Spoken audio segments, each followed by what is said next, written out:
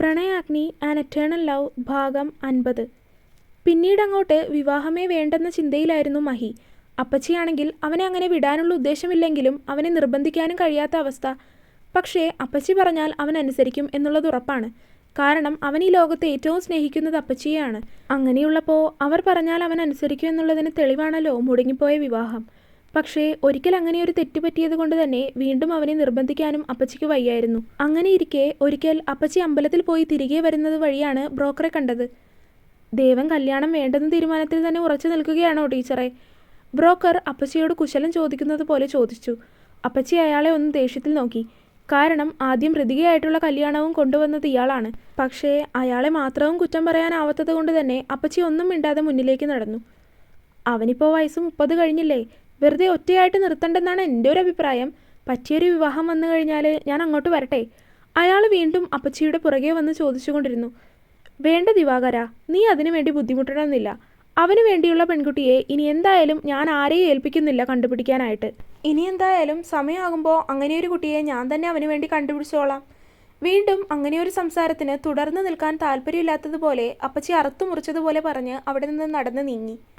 അങ്ങനെ വീണ്ടും ഒരു ദിവസം അമ്പലത്തിൽ പോകുമ്പോഴാണ് അവിചാരിതമായി അവിടെ വെച്ച് ദേവദുർഗയെ കാണുന്നത്. ഒറ്റയ്ക്ക് അമ്പലത്തിൽ വന്ന് തൊഴുത് ഒറ്റയ്ക്ക് വേഗത്തിൽ തിരിഞ്ഞു നടന്നു പോകുന്നവളെ ഒരു മിന്നായം പോലെ മാത്രമേ അന്ന് അപ്പച്ചി കണ്ടിരുന്നുള്ളൂ. പക്ഷേ അവിടെ നിന്നിരുന്ന ആരോടോ ചോദിച്ചപ്പോൾ അറിയാൻ കഴിഞ്ഞു അത് പാലൊക്കെ കൊടുക്കുന്ന സരസ്വതിയുടെ മകളാണെന്ന്. എന്തോ അവളെ കണ്ടപ്പോൾ തന്നെ വല്ലാത്തൊരു ഐശ്വര്യം തോന്നിയിരുന്നു അപ്പച്ചിക്ക്. കാണാനും നല്ല ഭംഗിയുണ്ട്. ഒരു നിമിഷം മഹിക്ക് വേണ്ടി ആലോചിച്ചാലോ എന്ന് അപ്പച്ചി മനസ്സിൽ ചിന്തിച്ചു. പക്ഷേ ഈയൊരു കാര്യം എങ്ങനെ അവനോട് അവതരിപ്പിക്കുമെന്നതിന് അവർക്കൊരു എത്തും പിടിയും കിട്ടുന്നില്ലായിരുന്നു. ഒടുക്കം ബ്രോക്കർ ദിവാകരനോട് തന്നെ സംസാരിക്കാമെന്ന് കരുതി. അയാളോട് ചോദിച്ചപ്പോൾ അവളുടെ അമ്മ അവൾക്ക് വേണ്ടി വിവാഹം ആലോചിക്കാൻ അയാളുടെ അടുത്ത് പറഞ്ഞിട്ടുണ്ടെന്നറിഞ്ഞപ്പോൾ അത് ഇരട്ടി സന്തോഷം പോലെയായി. അങ്ങനെ വിവാഹാലോചനയുടെ കാര്യത്തിൽ ഏകദേശം ഒരു തീരുമാനമായി. എങ്കിലും മഹിയുടെ കാര്യത്തിൽ മാത്രമായിരുന്നു അപ്പച്ചിക്ക് സംശയം. അവനെ ഇനി എന്തു പറഞ്ഞു മനസ്സിലാക്കി എടുക്കുമെന്ന് ആലോചിക്കുമ്പോൾ തന്നെ അവരുടെ തലയാകെ പെരുത്തു വരുന്നുണ്ടായിരുന്നു. എന്നിരുന്നാലും അവനെ അങ്ങനെ ഒറ്റത്തടിയായി ജീവിക്കാൻ അനുവദിക്കില്ലെന്ന് തീരുമാനിച്ചത് കൊണ്ട് തന്നെ എങ്ങനെയായാലും ഈ കാര്യം അവനെ പറഞ്ഞു ബോധ്യപ്പെടുത്തി അവനെ അതിന് സമ്മതിപ്പിക്കണം എന്ന് ചിന്തിച്ചു അപ്പച്ചി. ഇങ്ങനെയൊരു വിവാഹ കാര്യം ദേവുവിൻ്റെ വീട്ടിൽ അറിയിക്കുന്നതിന് മുന്നേ തന്നെ മഹിയെ സമ്മതിപ്പിക്കണം എന്ന് അപ്പച്ചി തീരുമാനിച്ചു. അവനോട് കാര്യം അവതരിപ്പിച്ചപ്പോൾ പ്രതീക്ഷിച്ചതുപോലെ തന്നെ അവൻ പൊട്ടിത്തെറിക്കുകയാണ് ചെയ്തത്. അന്നത്തെ സംഭവത്തിന് ശേഷം ഇനി ഒരിക്കലും ഇങ്ങനെയുള്ള കാര്യം പറഞ്ഞ് തന്നെ സമീപിക്കരുതെന്ന് അവൻ തീർത്ത് പറഞ്ഞതാണ്. പക്ഷേ അവൻ അങ്ങനെ പറഞ്ഞു എന്ന് കരുതി ഈയൊരു കാര്യം തീർത്തുപേക്ഷിച്ച് കളയാൻ കഴിയില്ലല്ലോ. ഒടുക്കം ദിവസങ്ങളോളം നീണ്ട അപ്പച്ചിയുടെ കരച്ചിലിനും കണ്ണുനീരിനും അവൻ്റെ മനസ്സലിയിക്കാൻ സാധിച്ചു. അങ്ങനെ മഹാദേവൻ വീണ്ടും ഒരു കല്യാണത്തിന് തയ്യാറായി.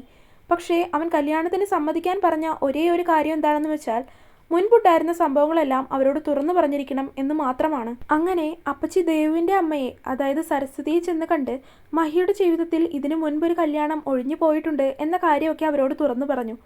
അപ്പോഴാണ് അവർ മുൻപ് ദേവുവിൻ്റെ കാര്യങ്ങളെല്ലാം ഉണ്ടായിരുന്നതൊക്കെ അവരോടും പറഞ്ഞത്.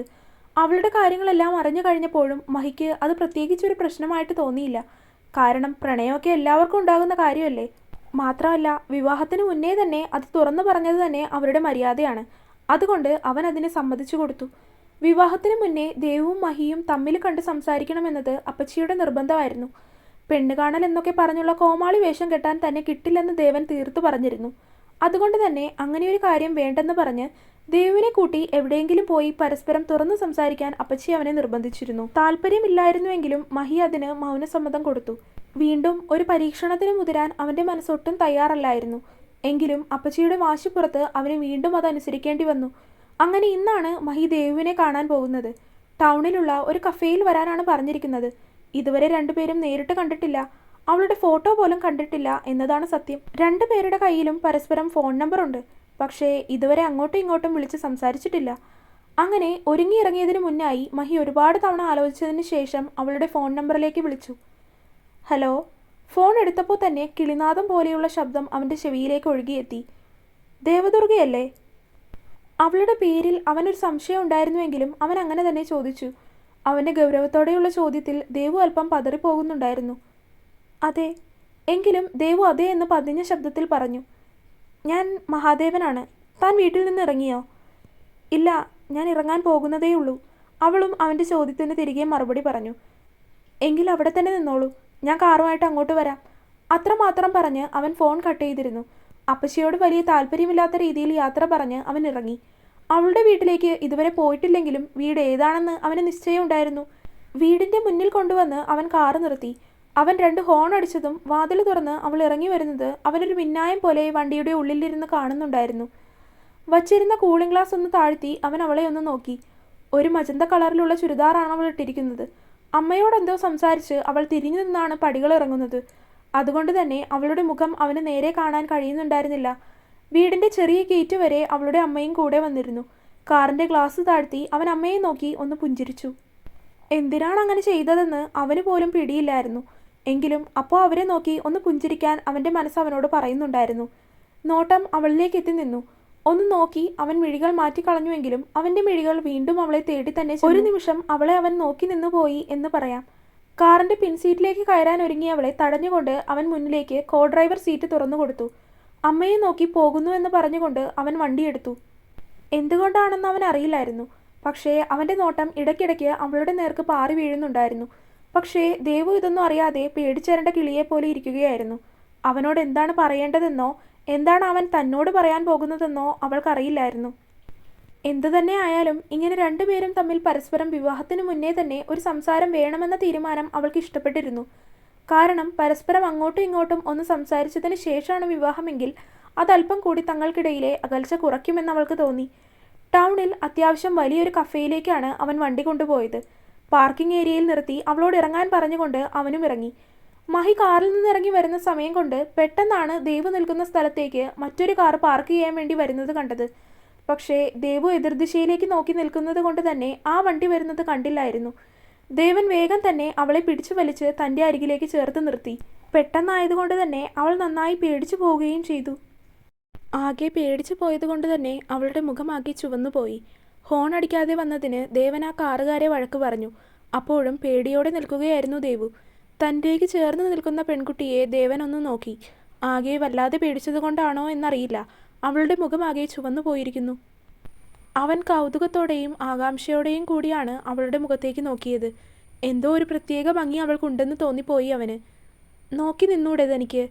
അവളുടെ മേലുള്ള പിടി വിട്ടുകൊണ്ട് അവൻ ചോദിച്ചു. അവളുടെ പേടിച്ച മുഖം കണ്ടപ്പോൾ തന്നെ അവൻ സൗമ്യമായിട്ടാണ് അവളോട് ചോദിച്ചത്. അധികം അവിടെ നിൽക്കാതെ രണ്ടുപേരും അകത്തേക്ക് കയറി. നല്ല ശാന്തമായൊരു അറ്റ്മോസ്ഫിയർ ഒക്കെയുള്ള ഒരു കഫേ.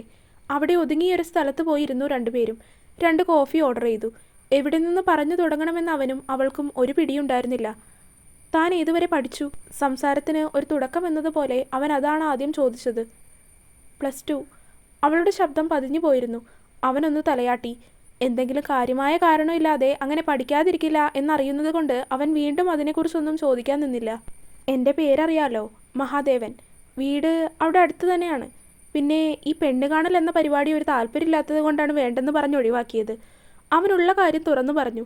ദേവു അത് കേട്ടതും തലയാട്ടി. ദുർഗയ്ക്ക് ഇങ്ങനെയൊരു വിവാഹത്തിന് ഇഷ്ടമല്ലെങ്കിൽ അത് തുറന്നു പറയാം. ഞാനിങ്ങനെ ഓപ്പണായിട്ട് ചോദിക്കുന്നത് എന്താണെന്ന് വെച്ചാൽ ഓൾറെഡി എൻ്റെ ഒരു വിവാഹം മുടങ്ങിയതാണ്. കാരണം ആ കുട്ടിക്ക് വേറൊരു ലവർ ഉണ്ടായിരുന്നു. വിവാഹം വരെ എത്തി നിന്നപ്പോഴാണ് ആ പെണ്ണ് വേറൊരുത്തൻ്റെ കൂടെ പോയത്. സോ അതിൻ്റെ നാണക്കേട് ഒരു വശത്ത് ഇപ്പോഴും ഉണ്ട്. അതുകൊണ്ടാണ് പറയുന്നത്. അങ്ങനെ എന്തെങ്കിലും താല്പര്യക്കുറവുണ്ടെങ്കിൽ ഇപ്പോൾ തന്നെ തുറന്നു പറയണം. മഹി വലിയ കൂസലൊന്നും ഇല്ലാതെ തന്നെ അവളോട് തുറന്നു പറഞ്ഞു. അവളാണെങ്കിൽ അവനെ ആകെ അന്തം വിട്ടതുപോലെയാണ് നോക്കി നിൽക്കുന്നത്. അവൻ്റെ സംസാരമൊക്കെ ഗൗരവത്തിലാണെങ്കിലും അത് കേട്ട് അവൾക്ക് ചിരിയും വരുന്നുണ്ടായിരുന്നു. അപ്പോൾ തനിക്ക് താല്പര്യക്കുറവൊന്നും ഇല്ലല്ലോ? അവൻ വീണ്ടും ചോദിച്ചതും അവൾ ഇല്ലെന്ന രീതിയിൽ തലയാട്ടി. പിന്നെ തനിക്കൊരു ലവ് ഉണ്ടായിരുന്നു എന്നൊക്കെ ഞാൻ അറിഞ്ഞു. എനിക്കതൊന്നും ഒരു പ്രശ്നമല്ല. ഉണ്ടായിരുന്നു എന്നതുകൊണ്ട് കുഴപ്പമില്ല. കറൻ്റ്ലി അങ്ങനെ വല്ലതും ഉണ്ടെങ്കിൽ ഇപ്പോൾ തുറന്നു പറഞ്ഞേക്ക്. ഞാൻ തന്നെ ഫോഴ്സ് ചെയ്ത് വിവാഹമൊന്നും കഴിക്കാൻ പോകുന്നില്ല. ചൂടുവെള്ളത്തിൽ വീണ പൂച്ചയായതുകൊണ്ട് തണുത്ത വെള്ളം കണ്ടാലും ഒന്ന് പേടിക്കുമെന്ന് പറയും പോലെ മഹി വീണ്ടും അത് തന്നെ ചോദിച്ചു. എനിക്ക് അങ്ങനെയൊന്നുമില്ല. അവൻ്റെ സമാധാനത്തിന് വേണ്ടിയാണോ എന്തോ ദേവു തുറന്നു പറഞ്ഞു. ഓക്കെ, അപ്പോൾ ദുർഗ ഈ വിവാഹത്തിന് റെഡിയാണ് അല്ലേ? മഹി ചോദിച്ചതും അവൾ തലയാട്ടി. അവൾക്ക് അവൻ്റെ സംസാരത്തിൽ എന്തോ ഒരു പോസിറ്റീവ് ഫാക്ടർ ഉള്ളതുപോലെ തന്നെ തോന്നി. അവനെ അങ്ങനെ കേട്ടിരിക്കാൻ തോന്നിപ്പോയി അവൾക്ക്. എനിക്കൊരു കാര്യം കൂടി പറയാനുണ്ട്. എന്താണെന്ന് വെച്ചാൽ മാരേജ് സിമ്പിളായിട്ട് മതി. രജിസ്റ്റർ മാരേജ്, പിന്നെ അമ്പലത്തിൽ വെച്ചൊരു താലികെട്ട്. അവൻ പറഞ്ഞു തുടങ്ങിയതും ഇടയിൽ കയറി ദേവു പറഞ്ഞു. ആദ്യമായിട്ട് അവൾ അങ്ങനെ ഒരു കാര്യം തുറന്നു പറഞ്ഞതും അവൻ അവളെ അത്ഭുതത്തോടെ നോക്കി. മാത്രമല്ല അവൻ പറയാൻ ഉദ്ദേശിച്ച കാര്യം തന്നെയായിരുന്നു അവൾ പറഞ്ഞതും. ഇനി എന്തായാലും നാട്ടുകാരെ എല്ലാം വിളിച്ചു വരുത്തിയ ഒരു കല്യാണം വേണ്ടെന്ന് താൻ തീരുമാനിച്ചിരുന്നു. പക്ഷേ അതെങ്ങനെ ഇവളെ അറിയിക്കൂ എന്നൊരു ടെൻഷൻ ഉണ്ടായിരുന്നു. ഇവിടെ അതും സോൾവായി. മഹി അതിനും ഓക്കെ പറഞ്ഞു. തനിക്കിനി എന്തെങ്കിലും പറയാനുണ്ടോ? കുറച്ചു സമയം ഇടയിൽ നിശബ്ദത കടന്നു വന്നതും മഹി അവളോട് ചോദിച്ചു. അവൾ ഇല്ലെന്ന് പറഞ്ഞതും അവൻ പോകാമെന്ന് പറഞ്ഞിറങ്ങി. തുടരും. അപ്പോൾ വീഡിയോ കണ്ടവരെല്ലാവരും വീഡിയോ ലൈക്ക് ചെയ്യുക. നിങ്ങളുടെ അഭിപ്രായങ്ങൾ എന്തായാലും അത് കമൻ്റായിട്ട് അറിയിക്കുക. ചാനൽ സബ്സ്ക്രൈബ് ചെയ്യാത്തവർ സബ്സ്ക്രൈബ് ചെയ്യുക. അടുത്ത പാർട്ടായിട്ട് നാളെ വരാട്ടോ. ബൈ.